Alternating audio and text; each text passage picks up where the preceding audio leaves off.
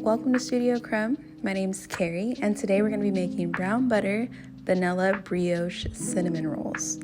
Super long name, but I promise the recipe is not too difficult.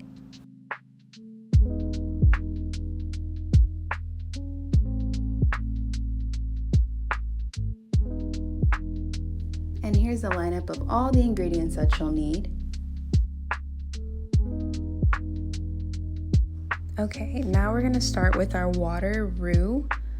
The reason why we start with that is because you want it to cool down a lot before you add it to your dough so it doesn't kill your yeast. But you're looking for the consistency of a thick pudding. You'll see in the next clip.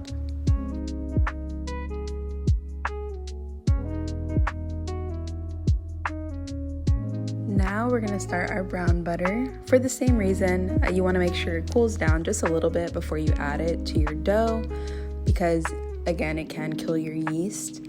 And you just wanna get to like that beautiful, dark, amber color. You'll smell it.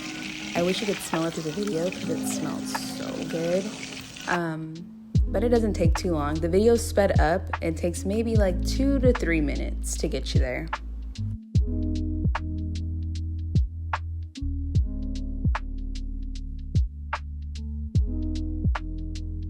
And for your eggs, I also like to pull those out a little bit earlier, so all your ingredients are similar temperatures.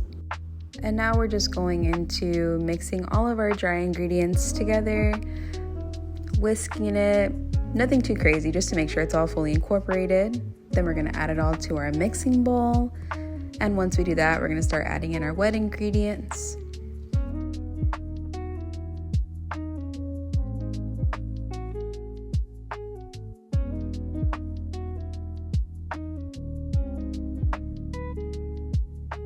And after you add them all in, you're going to mix it with the hook attachment.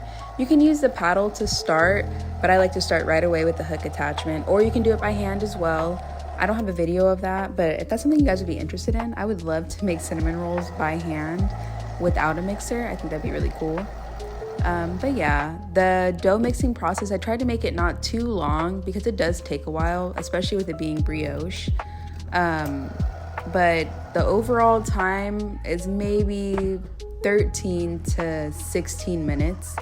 And what I'm doing in between is just stretching out the dough to kind of check the gluten structure, because you want to make sure that you can get the window pane test going. I think it'll be right here in the video where you can kind of stretch it pretty far where it won't tear. My nails were kind of tearing it a little bit. But that's what you're looking for. And then we'll transfer it to a well-greased bowl, and then we'll cover that for, I think I did 1.5 to 2 hours, just until it doubles in size. And from there, we'll go into making our icing. And for the icing, it's super simple. It's just powdered sugar, brown butter, vanilla bean paste, and salt. And then I just whisked it together with some heavy cream.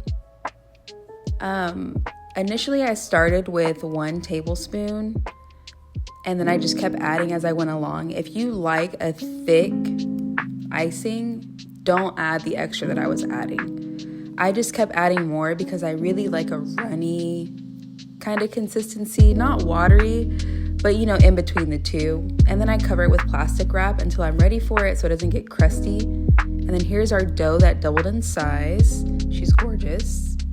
You're gonna let out some of that air, fold her over on herself, and now we get to the fun part, actually getting to roll it out. So rolling it out took a little bit. I'm not super good at it, so I had to like clip it a lot, and I sped it up because it took me a little while to get the proper shape that I wanted. But you know, just kind of play with it. You can stretch it with your hands, move it around. The dough is very forgiving. And once you have the shape that you want, then you're gonna go into adding your butter. I do like to melt it down just slightly, not so it's watery, but it has a nice spreadable consistency. I'm just using a spoon because I couldn't find my offset spatula, but a spoon works just fine. You don't need fancy tools. Now we're adding the brown sugar, cinnamon, and salt mixture. I didn't get a video of this, I don't know why, but I did it off camera right after I did the icing. But you just sprinkle it on top. I like to pat mine like in there once I'm done sprinkling everything. And then we get to the best part of the cinnamon rolls, which is rolling everything together. So when you're rolling, you want to make sure you're rolling it like pretty tight, because if not, it's going to loosen up and then it'll still be good. It just won't look like a cinnamon roll. This is sped up as well. This took me a while to get it to the right way it's supposed to look. And then I just kind of like to pinch off the edges so they'll somewhat stay in place. And then I am using a slicer style knife to cut it. I wish I had the floss, but I could not find any and I forgot to get some when I went to the store. Just use what you have.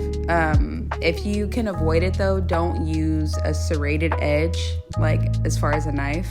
You can use a bench scraper to cut it, something that has a smooth edge so it won't nick the dough. And there she is. Beautiful. Okay, and now we're gonna be putting it on the tray. Most people use the glass pans. I have some, mine are just in the garage. I decided to use a little short cookie sheet because I didn't want to make too many of them. And then I just put down a silicone mat to bake it on top of. I grease the sides with a little bit of softened butter, but it doesn't have to be perfect. They're for you. Enjoy the cinnamon rolls. Don't feel the pressure of needing them to be perfect. Now I'm covering them loosely. I didn't tuck the sides in or anything. I just laid the plastic on top. That is totally fine. And now look, they've doubled in size. They look beautiful. They're ready to go in the oven. I do have all the steps and everything in the description. There they are coming straight out. Look at those. Oh my goodness.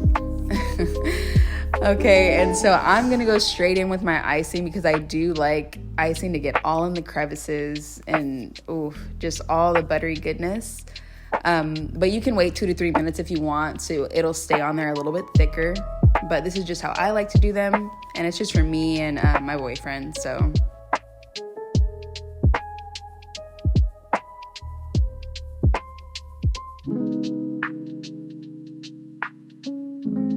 And I know this is just episode 1 of my baking channel, but you will see me add flaky salt to everything. I feel like salt needs to go with sugar. And then here they are. Those beautiful, buttery, golden, melt in your mouth, vanilla brioche cinnamon rolls. They are so good. Oh my goodness.